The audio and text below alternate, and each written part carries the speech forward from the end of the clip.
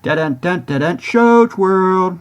Welcome to Shows World, gamers. Josh here, and as this week draws to a close, I wanted to take a moment to look at this week's new game releases, gaming announcements, and a few news stories. If this is your first time on the channel, hit that subscribe button to join in on the fun. Alright gamers, as always, we will start off with this week's new game releases. Now, Punchwin, it was announced and shadow dropped onto the Nintendo Switch during Nintendo's indie event Inside the House of Indies.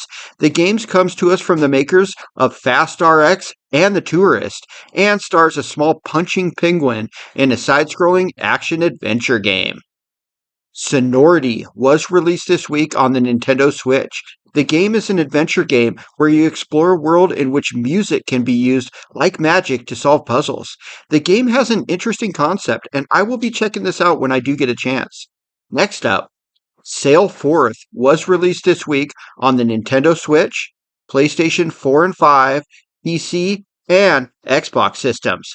The indie game has you taking control of a ship as you sail the open seas, battling to save the world. Hyper Gunsport was also announced and shadow dropped this week, and I'm looking forward to checking this out. It's a futuristic 2 versus 2 or 1 versus 1 sports game that plays kind of like a game of volleyball, but with weapons being used to hit the ball. There's swords, there's guns, all kinds of stuff. It looks really neat. This pixelated arcade-style game looks like a lot of fun and is out now on the Nintendo Switch, PC, PlayStation 4 and 5, and Xbox systems. I'm definitely going to check this out when I get a chance. Lastly, Valkyrie Profile Lilith was announced this week. Now, this game is the remake of the 1999 first installment of the famous RPG series, Valkyrie Profile.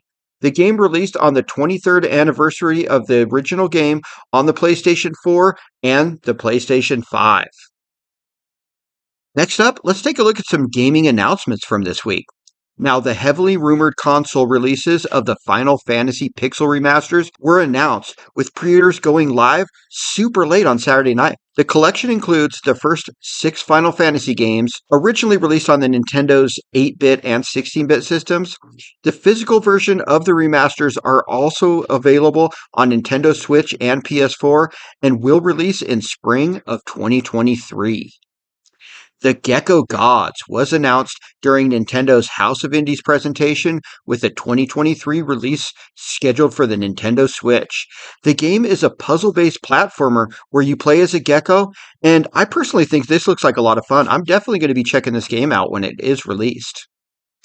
Next up, Risk of Rain returns. It is a remake of the 2013 game, and it improves on the original game with new mechanics, new bosses, and a lot more. The game is scheduled to be released in 2023 on the PC as well as on the Nintendo Switch. After Image was a fun-looking, side-scrolling action game. It was also shown off at Nintendo's indie event, and it looked very impressive. This Metroidvania game, which is said to have multiple character builds and a gripping story, is coming out on April 25th, 2023, so we're not going to have to wait too long.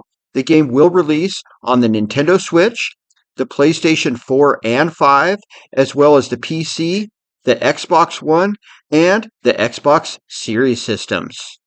Now, for the younger gamers out there, we did get an announcement of a new Peppa Pig game. The game is Peppa Pig World Adventures. It was announced for the Nintendo Switch, the PC, the PlayStation 4 and 5, as well as the Xbox One and the Xbox Series systems. The game is scheduled for a 2023 release. Alright gamers, let's finish up with a few news stories from this week in gaming.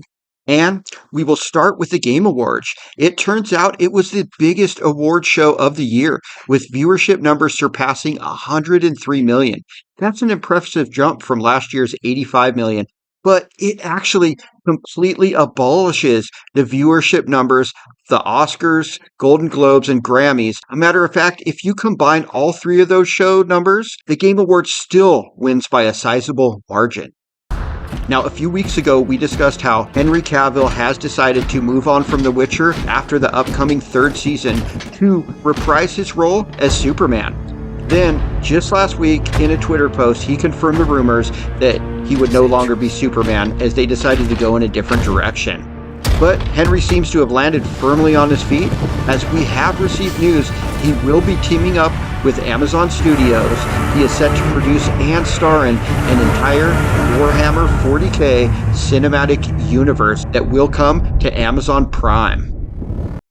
Now, in some disappointing news from Sony, the upcoming premium upgraded version of its PS5 DualSense controller, the DualSense Edge, will apparently not be improving on the one glaring complaint of its predecessor, that being the battery life.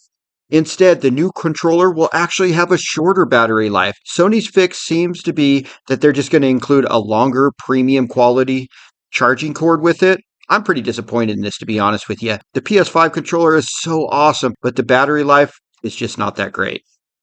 Now, Nintendo did have a multi-day indie presentation they called the House of Indies, where we got updates on existing games, as well as a lot of new indie games were announced, and some even shadow dropped onto the Switch that same day.